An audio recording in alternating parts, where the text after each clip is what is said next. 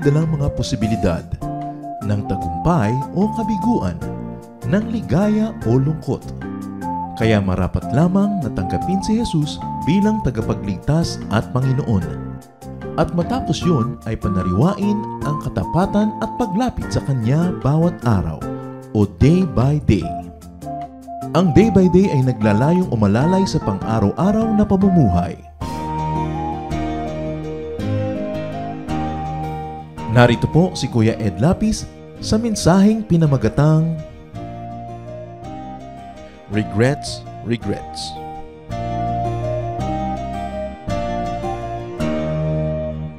Napakasarap masabi ng taos-puso na it is well with my soul. Na okay ako, tahimik ako, payapa ang aking loob. Kung yun ang ating nadarama, pasalamat sa Diyos. At kung hindi naman, well, let's make it well for our souls by consulting God and His Word. Magpapahinga muna tayo sa mga pagdurusa ni Job. At ibang uri ng pagdurusa naman ang titingnan natin ngayon, ang pagdurusa ng mga pagsisisi sa buhay.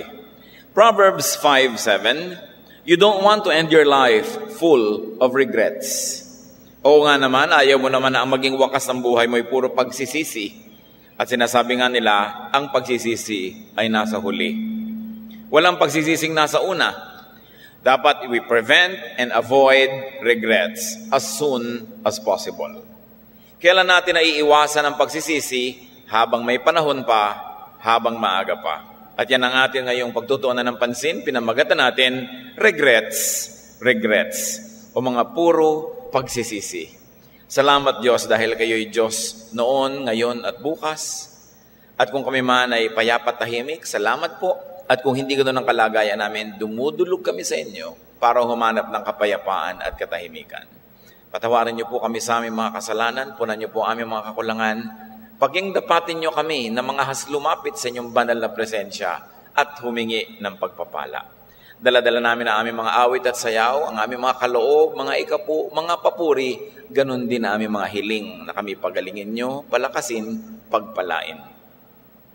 Kayo po ang siyang mangusap, O Diyos, gamitin yung lingkod yung tungtungan ng inyong paa.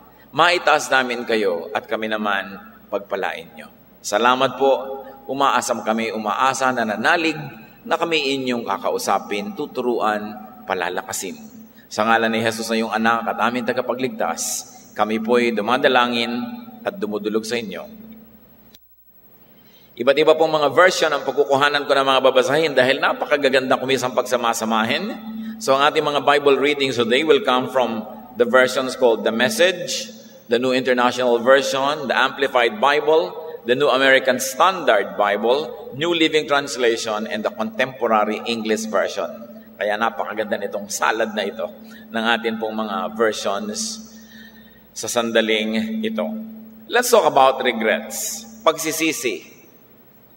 What we regret about. Ano-ano po ba ang kadalasan ay pinagsisisihan ng tao? Unang-una, deeds that do not bring about desired results. Pinagsisisihan natin ang mga gawa natin na hindi naman nagbubunga ng ayon sa ating inakala, binalak o ginusto. Hindi ka ibig-ibig na bunga, hindi ka ibig-ibig na hinahantungan ng ating mga ginagawa. Pinagsisisihan natin yon. Sa katunayan, hindi tayo nag-iisa sa department na yan ng regrets. Genesis 6:6, the Lord regretted that He had made human beings on the earth, and His heart was deeply troubled. Binigyan kasi ng Panginoon ng tao ng free will, kalayaang pumili ng gagawin niya, kaya naman pinili at ginamit ang kalayaan na yon para pumili sa paggawa ng mali. Hayun tuloy, sabi ng Diyos, bakit ko ba nagawa-gawa ang mga tao? Ngayon, Diyos yun. Sa atin naman mga karaniwang mga tao, ang pinagsisisihan natin madalas ay gumawa tayo ng bagay na akala natin pakikinabangan natin in a very selfish way, tapos hindi naman gano'n na naging bunga. Halimbawa, inubos mo lahat ang lakas mo para ka maging bida, hindi ka pa rin naging bida. Gusto mong mangibabaw, kaya naglakas-lakasan ka, pero ang naging bunga, ikaw pa yung natalo. Gusto mong matanggap, to be accepted and celebrated, but in your effort, the opposite happens, ikaw pa yung na-reject. Ang Panginoon, meron na naman na sinasabi sa kanyang mga bagay na yan sa 1 Samuel 15:11. The Lord says, I regret that I have made Saul king, because he has turned away from me and has not carried out my instructions. Sa ating mga pansariling buhay, bilang mga tao, meron din tayong ganyang pinagsisisihan. Tinulungan mo, pinalakas mo, binigyan mo ng mga bagay, pagkatapos ginamit lang yung ibinigay sa iyo para labanan ka. Kung minsan, nagsisisi din tayo doon.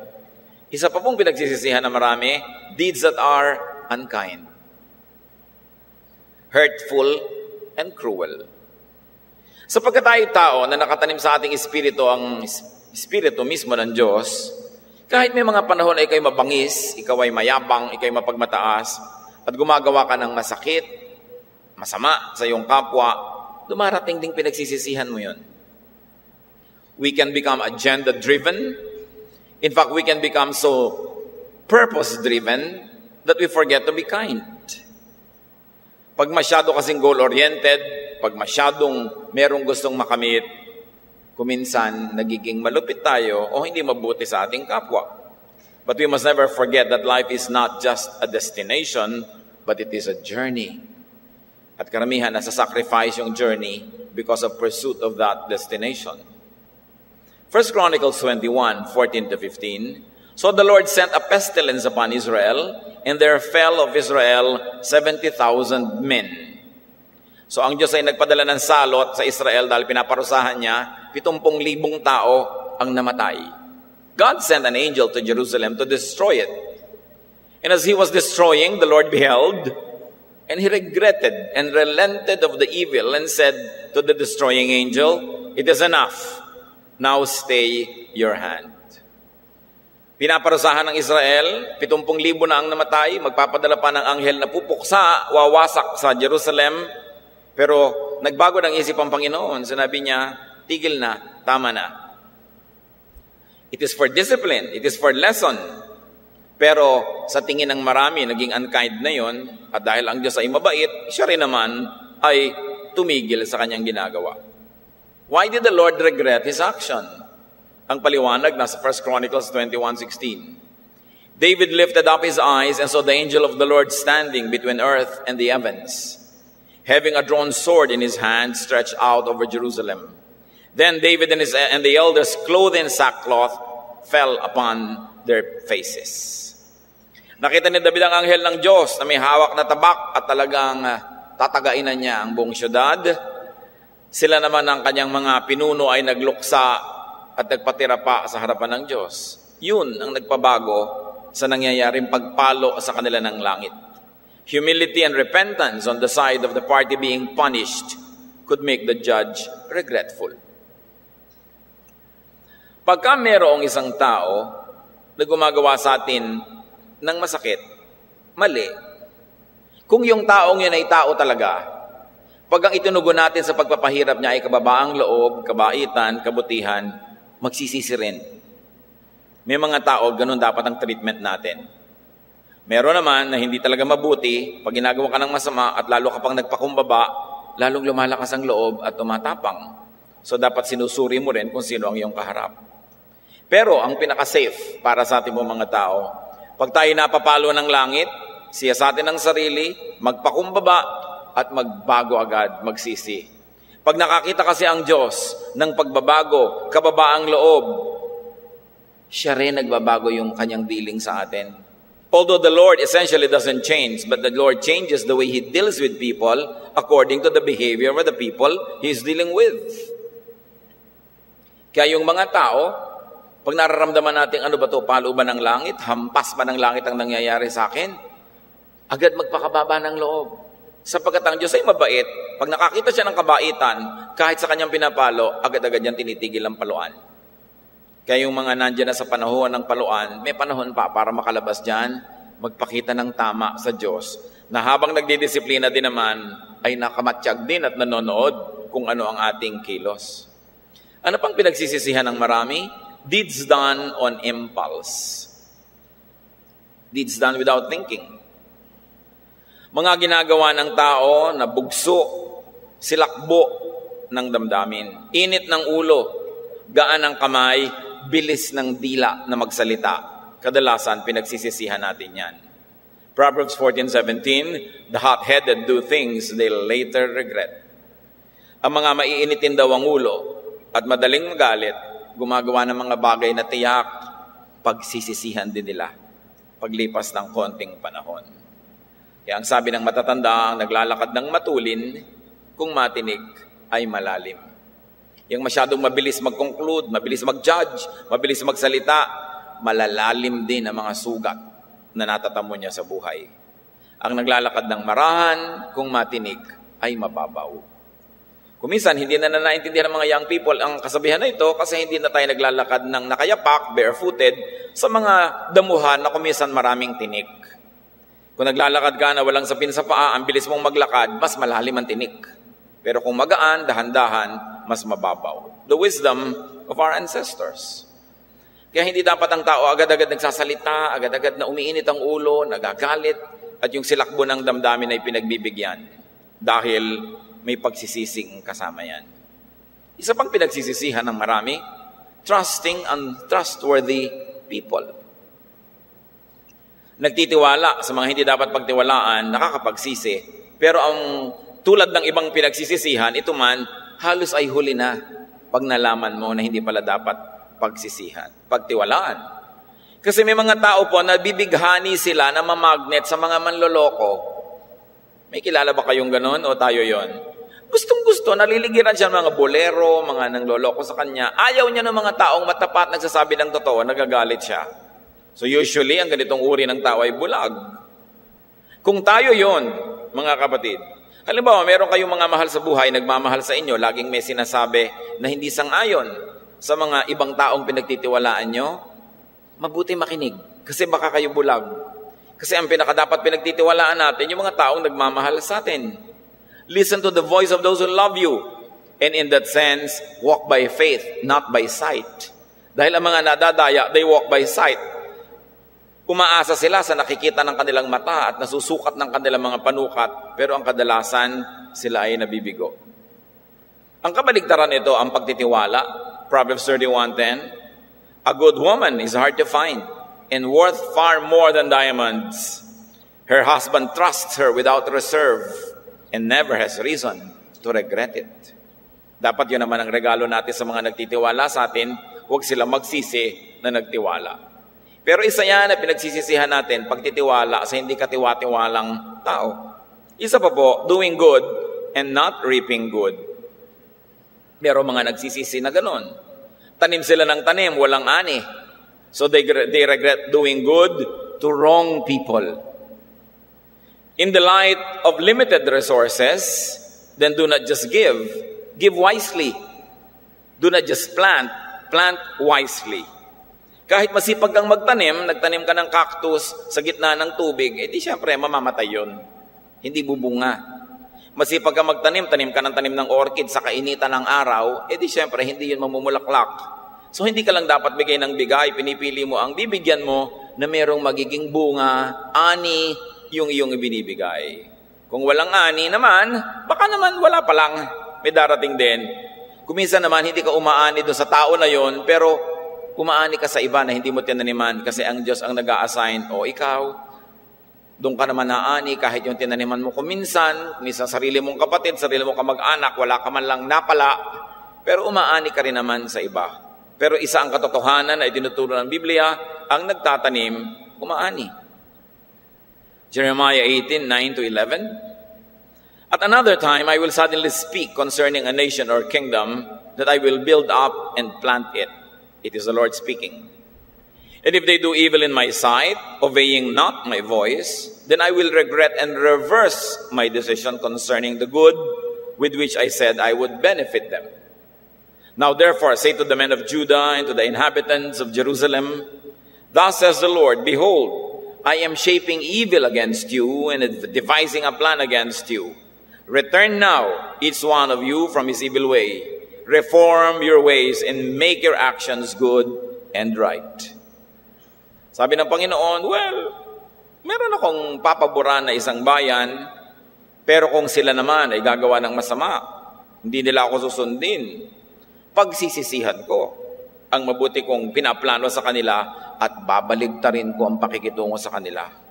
Kaya sabihin ninyo sa Jerusalem, sabihin niyo sa Judah, magbalik loob, magbagong loob, ngayon na.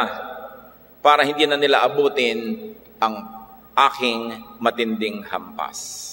So pati ang Diyos, iniiba niya yung dealing. In a manner of speaking, pinagsisisihan din niya yung ginagawa niyang mabuti pagka hindi ka nagsusukli ng mabuti rin.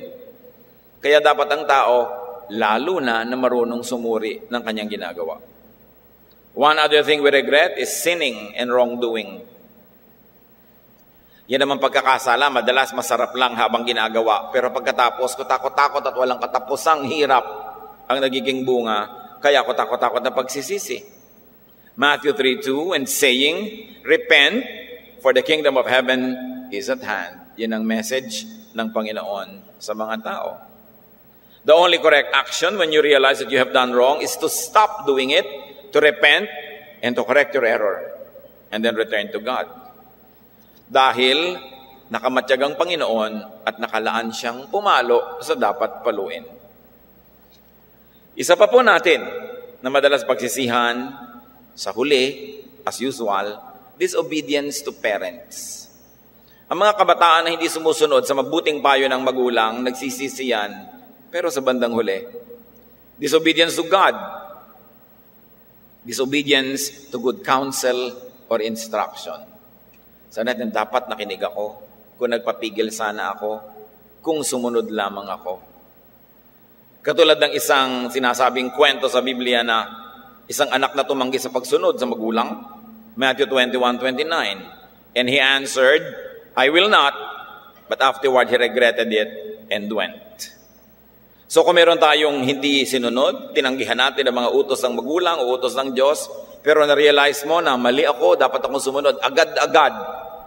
Bitawan ang ginagawang mali, ituwid at sumunod sa Panginoon. Habang hindi pa masyadong huli. Kaya dapat talaga ang salita ng Diyos itinuturo sa mga bata habang maaga. Bagamat useful din ito sa mga matatanda. Pero lalong useful sa mga bata kasi mahaba pa yung buhay nila, napapakinabangan nila yung karunungan na yun.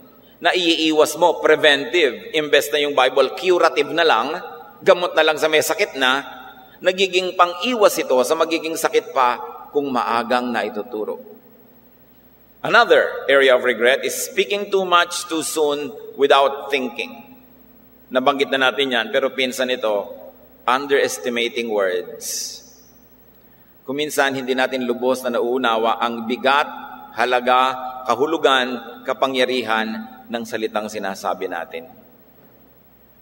Pag hindi tayo marunong mag-ingat, ibabaon tayo ng ating salita sa utang. Kung hindi tayo ibabaon sa ating mga libingan. Bakit utang?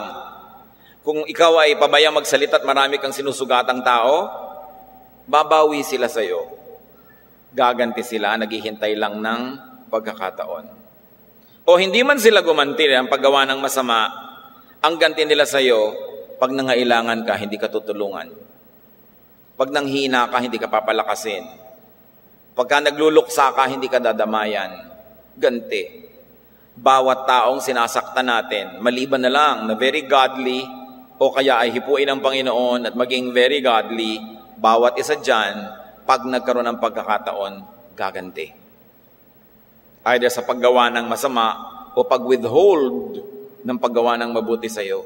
Kaya ang taong daldal ng daldal, salita ng salita, pintas ng pintas, lagi na lamang ang mga kapwa niya ay nilalait, minamaliit, mahapdi at makirot ang hampas sa kanya ng panahon. Mark 6:26, then the king deeply regretted what he had said. But because of the vows he had made in front of his guests, he couldn't refuse her. Alam niyo kung sino pinag-uusapan? Si Haring Herod. Nagbigay siya ng isang napakalaking pista at sa kalasingan niya at sa kayabangan niya sa kalagitnaan ng pista na yon, sumayaw ang kanyang stepdaughter. At sa ganda ng sayaw ng dalaga, sabi ng hari sa harap ng lahat, sa ganda ng sayaw mo, ano man ang hilingin mo sa akin, hanggang kalahati ng kaharian, which is a metaphor, ibibigay ko sa iyo. Hindi naman alam nitong babaeng to kung anong hihingin niya. Talaga hanggang sumayaw lang, walang iniisip. So punta sa nanay, Mami, ano pong hihingin ko? Cellphone kaya? Huwag anak, hingin mo ang ulo ni John the Baptist. Alam niyo kung ba't napugutan ng ulo si John the Baptist? Dahil sa sayaw ng babaeng ito. At dahil sa salita ng hari na hindi niya kayang mabali, ibinaon si Herod ng kanyang sariling pananalita. Ngayon tayo, na ibabaon din ang mga salita natin. Halimbawa, salita mo laban sa mga bata, tatanda yan eh. At habang tumatanda yan, nakakarating sa tanghaling tapat ng buhay niya, ikaw naman, papalubog na ang araw. Darating ang panahon, yung batang inaapi-api mo, yun ang maaaring tumulong sa'yo o tumangging tumulong sa'yo. Anong itinanim mong salita sa kanya? Maraming mga tiyo at tiya, masasama ang loob ng mga pamangkin. Kasi nung ang tiyo at tiya ay katanghaliang tapat ng buhay, kalakasan, may kapangyarihan, kung magsalita sa mga pamangkin ay gano'n na lang. So ang nakatanim sa puso ng mga pamangkin ay sama ng loob, hinanakit. So pag naghirap, hindi malang tulungan o baka gantihan pa nga ng masama. Kasi may tanim na hindi mabuti. Mga salita mo laban sa mahirap, kung yumaman yan. Mga salita laban sa mahina, kung lumakas sila.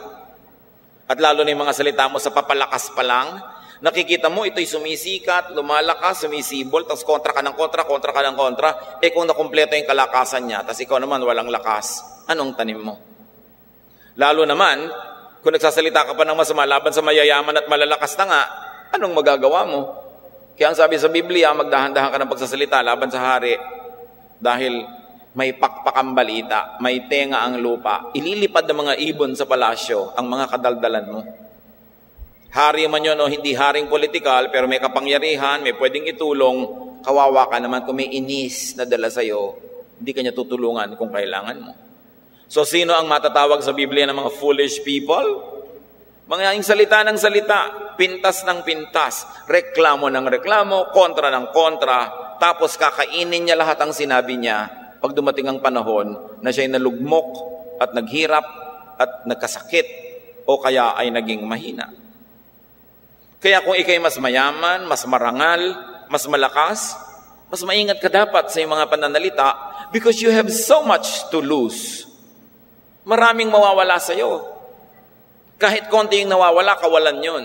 Kaya hindi mo binabaliwala ang kagandahang asal, ang kagandahang loob, kahit ka pa nga, at lalo pa nga kung ikaw ay malakas. Speeches or words people regret saying.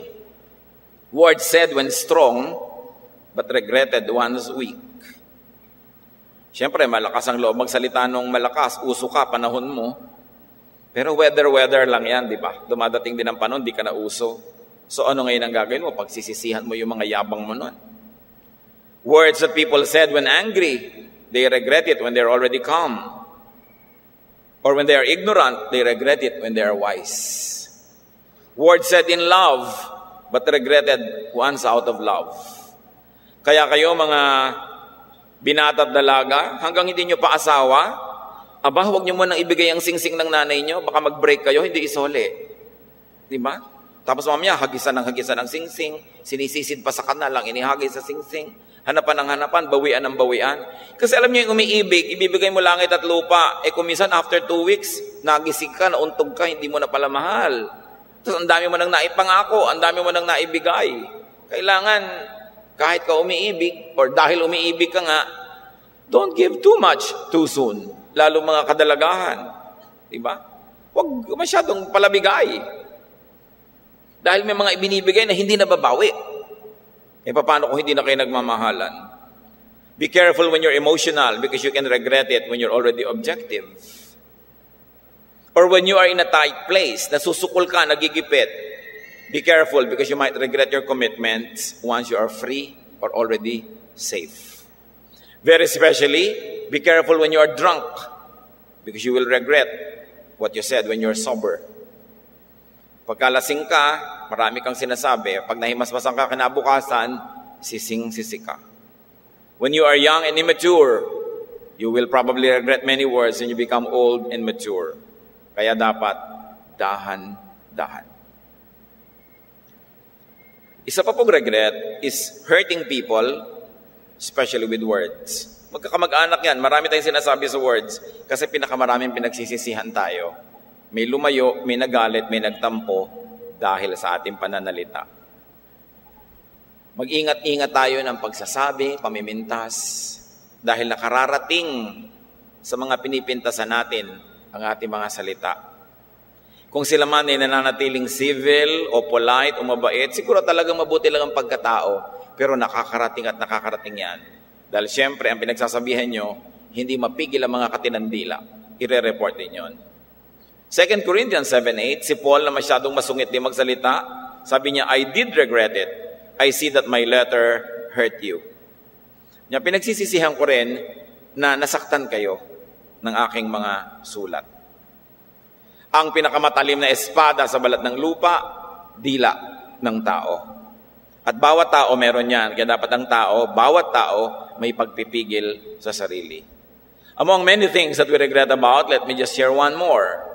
Wasting resources, especially time and opportunity. Yung mga kabataang lakwatsa ng lakwatsa, hindi naman magsisisi yan na hindi pa siya nakatapos o nakagraduate hanggang hindi niya nakikita yung mga kababata niya na naunahan na siya, nag-graduate na kung saan na nakarating siya, wala pa narating. Doon pa lang ang pagsisisi. Wala naman talagang pagsisising nasa una. Yung nagkaroon ng pagkakataon, pinagtiwalaan, sinira ang tiwala, that's a very precious resource. Yung sumira ng pangalan niya at dangal, your name is a great resource. Character loan, mukha mo pa lang, pinapahiram ka na ng tao, sinira mo, pinagsisisihan yan. Kaya ang sabi sa Ephesians 5:16-17, make every minute count. Don't be stupid. Instead, find out what the Lord wants you to do. Huwag kang magsayang ng panahon. Lumilipas yan. Kung hindi ka nagtatrabaho agad, kabataan ka, paano ka pa makakahanap ng ibang trabaho kung may 2, 3, 4 na taon kang walang trabaho? Sinong tatanggap sa'yo? Paano mo ipapaliwanag na ang tagal mong bakante? Hindi mo maipaliwanag yun sa employer. Liban nila ang yaman-yaman mo, sila mo, nagtrabaho muna ako sa pamilya namin. Pero anong klaseng tao ito? Ba't ang tagal niyang bakante? Hindi ka pagtitiwalaan. Kaya ang panahon hindi ni sinasayang. Kung anong dapat gawin sa oras na yun, dapat gawin na. Tulad ng mga magsasaka. Pag taniman na, dapat ka na magtanim. Kasi pag nahuli kang nagtanim, lalo palay, syempre huli kang aani. Ano nga ang problema sa huli? Naubos na lahat ang mga palay doon sa buong bukid, sa'yo na lang meron. Kaya lahat ng daga sa buong bukid, lilipat sa'yo dahil doon na lang minatirang palay, ubos ang ani mo. Dapat hindi ka huli. Ganon sa lahat ng bagay. Now, let's talk about a life with no regrets. Sino ba ang mga type ng tao na walang sukat pagsisihan o hindi nagsisisi? Unang-una, godly people have no regrets because of righteousness. Kung gumagawa ka ng mabuti, makadiyos ka, kung minsan ibig-ibig mo sigurong matuksong magsisi, lalo't wala kang inaani, pero hindi pinagsisisihan ang paggawa ng mabuti. Kasi nasa panig mo ang Diyos, at ang Diyos ay makatarungan. Job 27 verse 1, having waited for Zophar, Job now resumed his defense. I'm holding fast to my integrity and not losing my grip, and believe me, I will never regret it. Si Job, walang ginawang masama, walang dapat pagsisihan. Naghira pa rin. Tayo pa kaya na may mga ginagawang masama na dapat pagsisihan? Tayo pa ang ma-exempt dyan? Kaya napakahalaga na mag-ingat. Godly people have no regrets because of godly wisdom.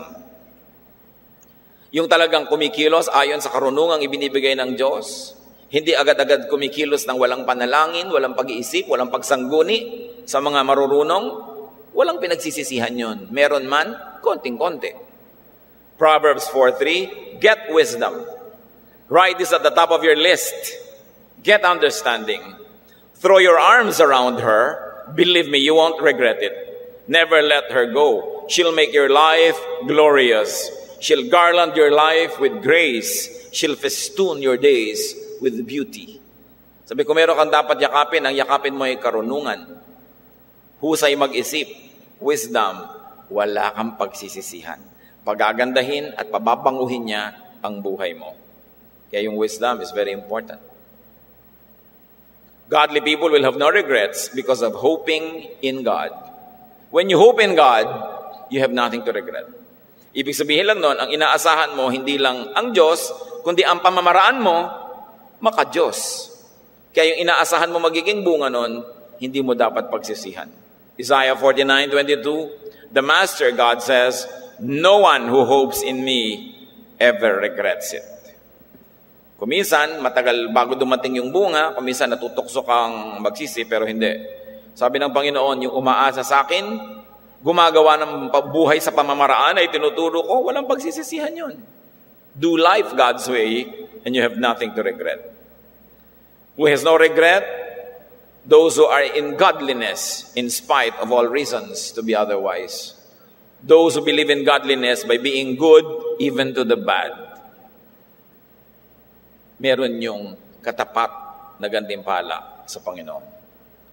Luke 6:35, I tell you, love your enemies. Help and give without expecting a return. You'll never, I promise, regret it. Live out this God-created identity the way our Father lives toward us, generously and graciously, even when we're at our worst. Our Father is kind, so you be kind. Sabi niya, tumulong kayo, gumawa kayo ng mabuti. Ipinapangako ko sa inyong hindi nyo yung pagsisisihan. Kasi pag ginagawa nyo yan, nagiging kamukha kayo ng Ama sa Langit na laging gumagawa ng mabuti, tumutulong ng mabuti. Mabait, mabuti ang ating Ama, so magpakabait kayo. Magpakabuti kayo. So, they have no regrets by being spiritually sorrowful. It's a figure of speech. Because of godly sorrow. Kung ang hirap mo, lungkot mo, pagod mo, dahil sa pagsunod sa Diyos, huwag mong pagsisihan yon. Huwag mong indahin yon dahil sandali lang yung hirap at pagod na yon. Yun daw lumalabas na halos ay umiyak at manangis sa pagtatanim, babalik namang sumasayaw at kumakanta pag anihan na. Laging may ganon. 2 Corinthians 7:10, for the kind of sorrow God wants us to experience leads us away from sin and results in salvation. There's no regret for that kind of sorrow, but worldly sorrow, which lacks repentance, results in spiritual death. Sabi, kung magdurusa ka, malulungkot ka dahil hindi ka sumama sa parting masama. Hindi ka nakaranas sa mga layaw at sarap na masama. Matuwa ka, ikatuwa mo yung pagdurusa na yon, ikatuwa mo yung lungkot na yon, kasi yun ang lungkot na nagdadala ng kaligtasan, yun ang lungkot na umaayos sa iyong pagkatao, nagpapabuti sa iyo. Kung malulungkot ka sa pagiging mabuti at hindi pagsali sa masama, pues malungkot ka. Sabi niya, hindi mo pagsisihan yung lungkot na yan. Ang masama, yung ikinalulungkot mo, paggawa mo ng masama. Ngayon, yung paggawa mo ng mabuti, huwag may kalungkot yan. Huwag mong pagsisihan ang pagiging mabuti. May gantimpala yan sa Diyos. Ngayon, kung merong mga hindi nagsisisi dahil maka-Diyos, meron ding hindi nagsisisi at nabubuhay sa pagsisisi dahil baligtaran, dahil hindi sila maka-Diyos. There are people who live no regrets, and these are ungodly people who have no regrets despite their grave errors. May mga tao naman, manhid. Wala nang pakiramdam ang kanilang mga espiritu. Dapat na silang magsisi, hindi pa nagsisisi. Dapat nang sumama ang kanilang pakiramdam sa ginagawa nila, hindi pa nila nararamdaman. Pero huwag tayong malibang, hindi totoong wala silang pagsisisihan. Meron yon. It is only a matter of time. Dahil may tanim, may ani. Sa Revelation 16, verse 9, people were severely burned by the fiery heat, and they reviled and blasphemed the name of God, who has control over these plagues, and they did not repent of their sins to give Him glory. Meron daw mga tao, pinaparusahan na ng Diyos, sa halip magsisi, kinakagalit pa ang Diyos. Lalong nagmamatigas, lalong yumayabang, ganoon, yan ang hindi tatantanan ng mga hampas ng langit. People who do not regret evil deeds will suffer. So hindi ko mawala kang regret, ibig sabihin good ka. Kung minsan lang yung konsyensya, masyado ng kinalyo, wala nang nararamdaman. Proverbs 29:1, whoever remains stiff-necked after many rebukes will suddenly be destroyed without remedy. Napakabigat. Kung sino man daw ang nananatiling matigas, nagmamatigas, sa kabila ng mga paalala sa kanya, bigla-bigla daw yung gigibain, wawasakin, at di na mabubuo pa. Dalangin natin, wala ni isa sa atin na kandidato sa ganung uri ng hampas. Kundi hinahampas lang tayo, pinapalo-palo para magising, magbagong loob, magsisi, baguhin ang ating pamumuhay at magkaroon ng bagong buhay tulad ni Job na kahit kaya tanda-tanda na, humaba pa ang buhay, nagkaroon pa uli ng kayamanan, nabawi ang mga nawala, nagkaroon pa uli ng mga anak o yung mga anak niyang nawala dahil namatay, nagkaroon ng kapalit. In a manner of speaking, his children were resurrected. At nagkaroon uli siya ng panibagong kasiyahan. Pero dahil si Job, hindi naman talaga masama. At pangalawa, sa kabila ng hirap na dinanas, nanatiling nagtitiwala sa Diyos. Ulitin natin ang ating pasimulang verse, Proverbs 5:7. You don't want to end your life full of regrets. Natural, ayaw nyo na ang maging wakas ng buhay nyo, puro pagsisisi. So kung bata pa, iwasan ang mga pinag-usapan nating kadalasan ay pinagsisisihan naman ng mga gumawa. Huwag nang danasin pa.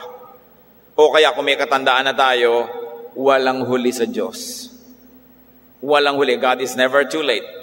Kung tayo ay magpapasakop sa Kanya, Siya ang may hawak ng ating buhay at panahon, walang huli sa Diyos.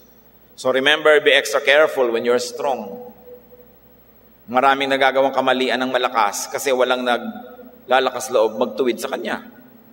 Be extra careful when angry or ignorant, when in love or when emotional, when you're in a tight place at gusto mo lang makalusot, when drunk or young and immature. In all this, do not talk carelessly. Bakit pa ulit-ulit po ang sinasabi natin sa talk? Dahil sabi sa Bible, you will be accountable for every word you say. Bawat salita na namumutawi sa ating labi, pagnanagutan, pagbabayaran.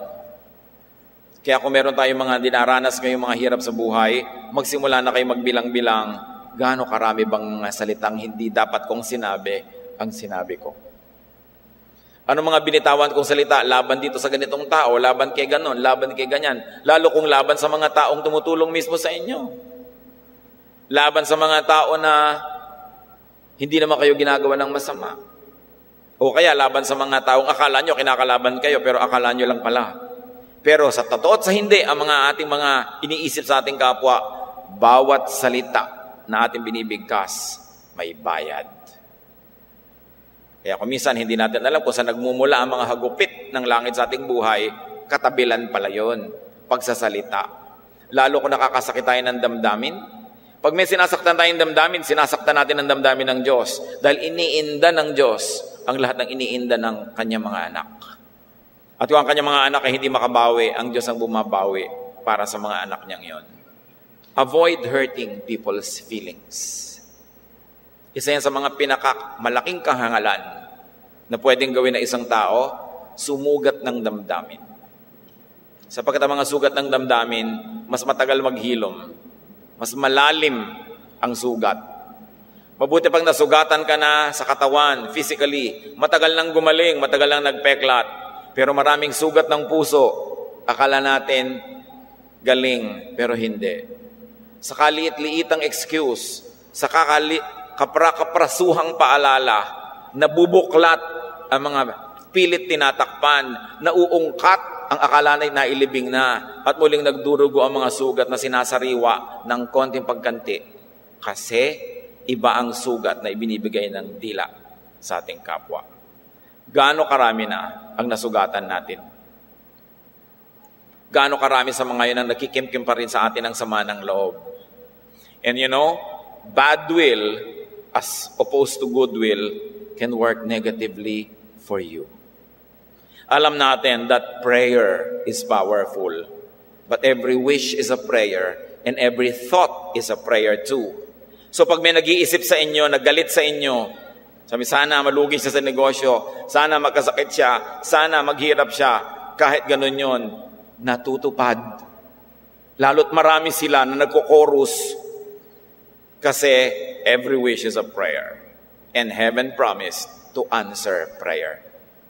Ano ang iniisip ng mga tao tungkol sa inyo? Pag naiisip niya kayo, nagpapasalamat ba sila? Dumapo kayo sa buhay nila? o isinusumpa nila ang katotohanang sangkot kayo sa buhay nila? Pag naaalala nila yung mga sinabi nyo nung araw, mga pakikitungo sa kanila, sila ba'y natutuwa o nabubuhay muli ang mga galit nila? Every negative thought directed at you will have a result in your life.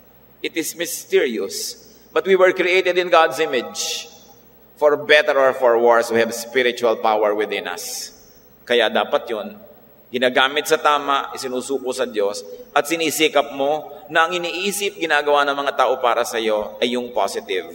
Nakita nyo yung maraming mga pasyenteng maraming nananalangin para sa kanila? Kadalasan talaga, bumibilis ang paggaling. Gumagaling, may himala pa nga. Kasi ang daming mga positive thoughts na ibinabato sa langit, tas bumabalik sa'yo.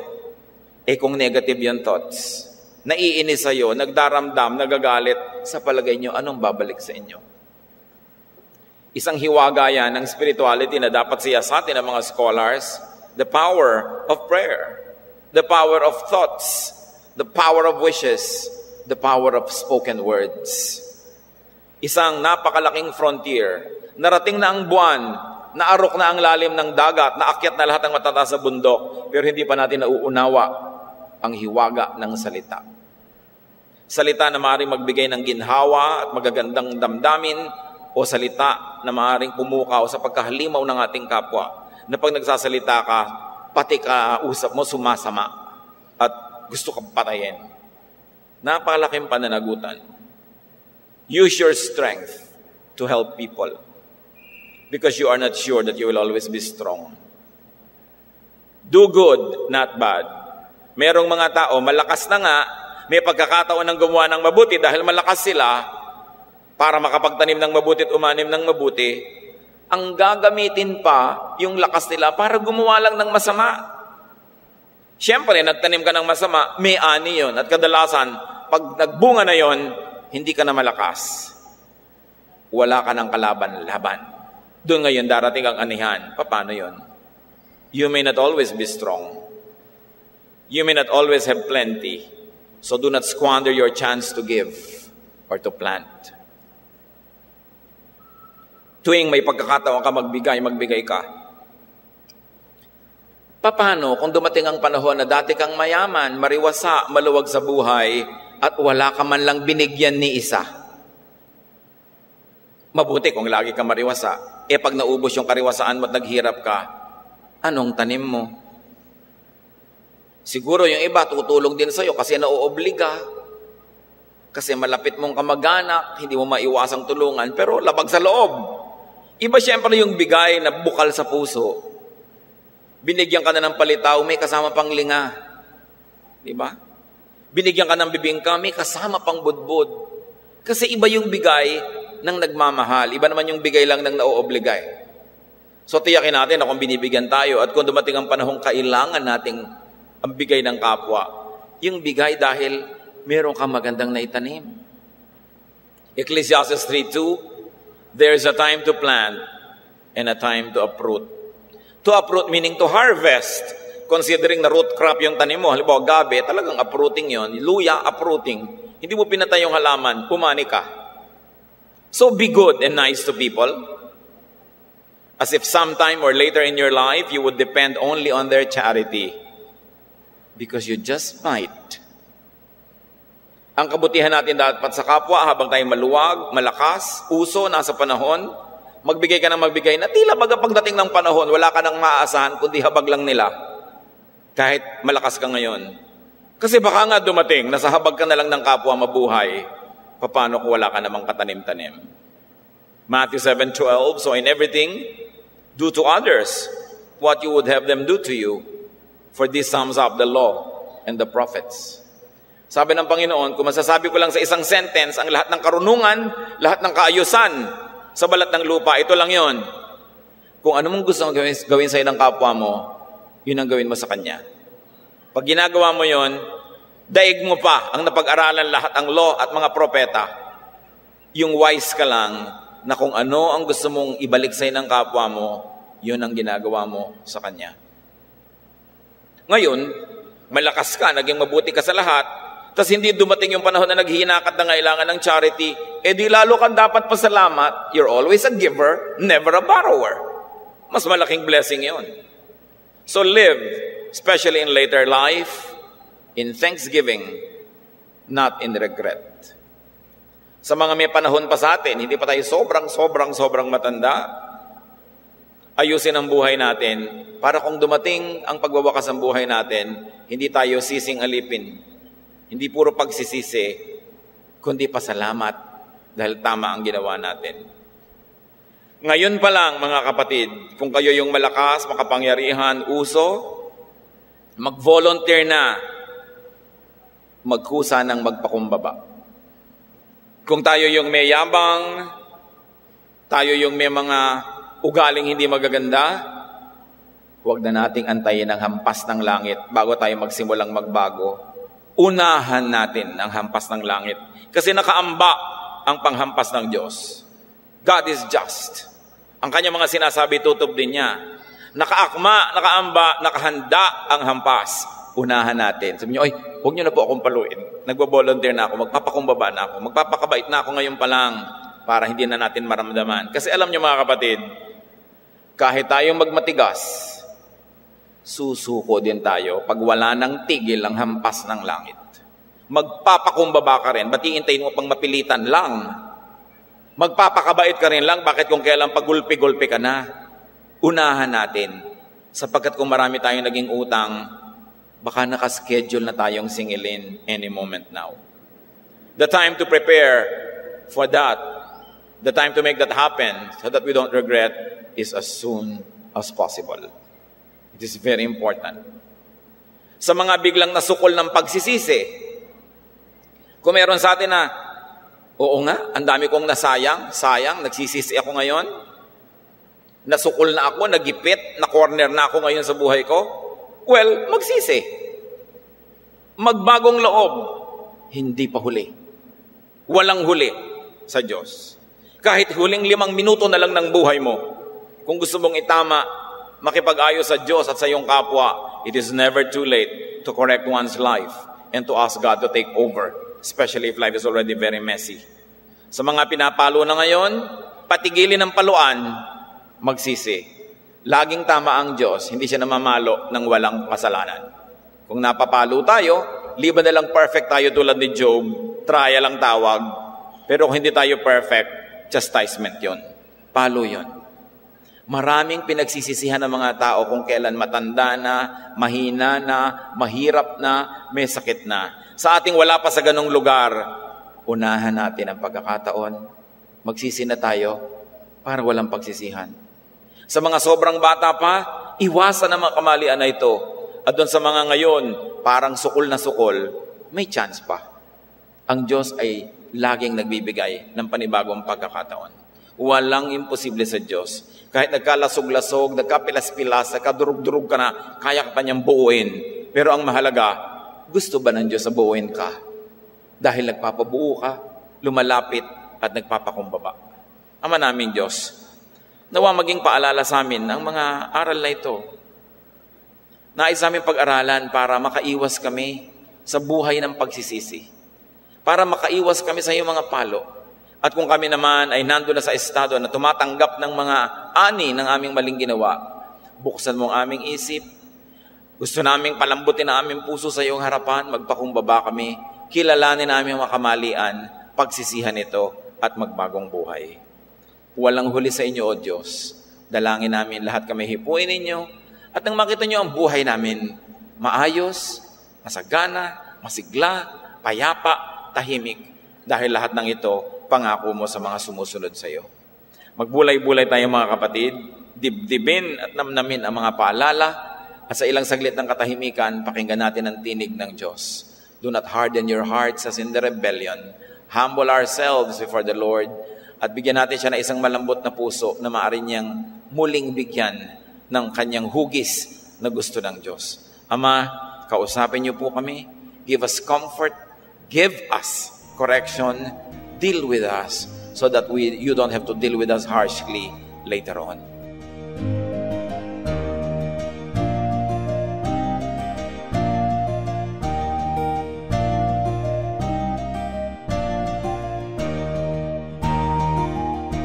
Ang katatapos pong mensahe ni Kuya Ed Lapiz ay pinamagatang Regrets, Regrets.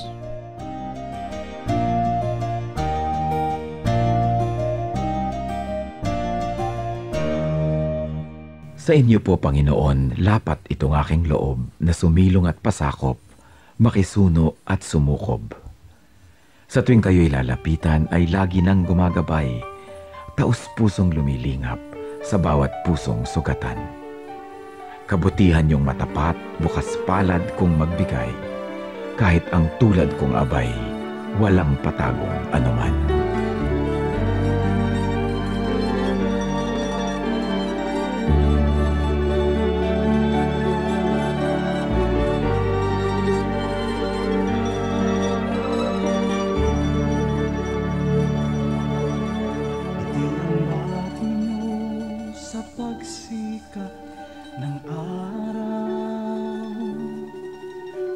Sa karilagan ng takip siling at sa kandili nyo ako'y hindi maliligaw. Ratnan man ang unos sa lalim ng dilim.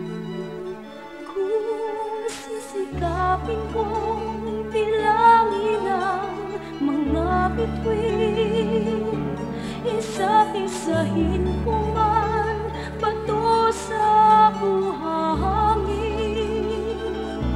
Walang makahihigit sa lawak ng iyong pagtingin, sa kalinga niyo pagmamahal sa akin. Hallelujah, Hallelujah, Hallelujah, Hallelujah, Hallelujah, Hallelujah, Hallelujah, Hallelujah.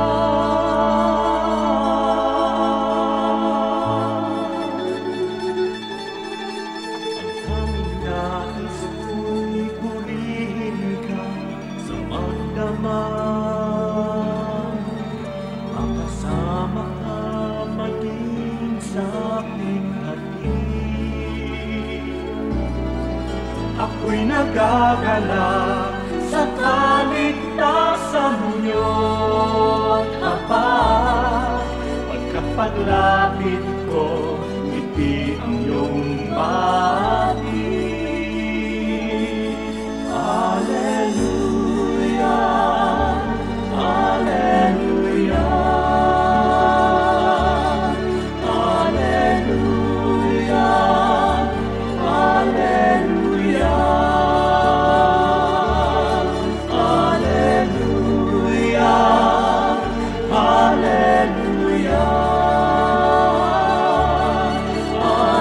Hallelujah,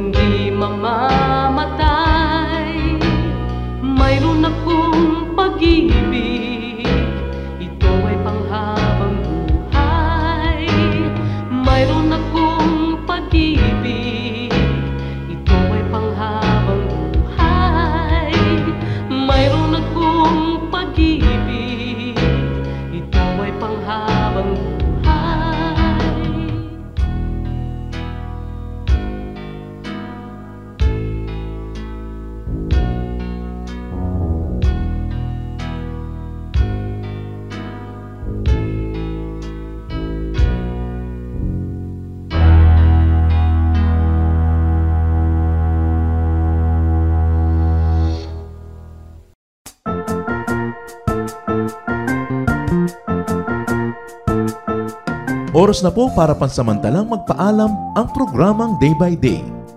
Tayo po'y magsama-sama tuwing ika-6 hanggang ika-7 ng umaga, araw-araw.